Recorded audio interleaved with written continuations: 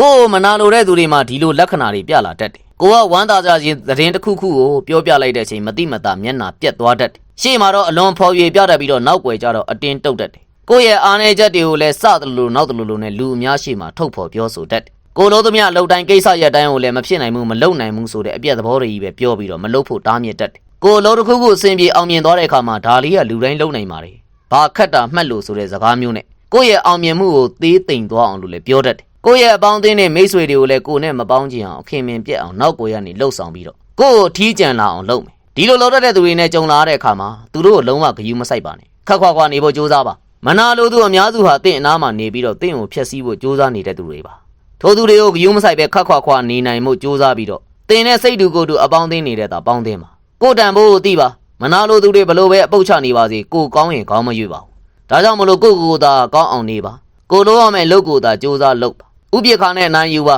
မနာလိုသူတွေကိုအကောင်းဆုံးအနိုင်ယူတဲ့နီလန်းကတော့သူတို့ဘာပြောဘာလို့အရေးမဆိုင်အရာမသွင်းမဲ့ဥပိ္ပခါပြုတ်ထားလိုက်တာပါတင်ရကိုအလုပ်ကိုလုပ်ပြီးအောင်မြင်အောင်ကြိုးစားပြလေမနာလိုသူတွေကပူလောင်ရလေပဲဒါကြောင့်မလို့မနာလိုသူတွေကိုဂယုမဆိုင်ခြင်းနဲ့အနိုင်ယူပါ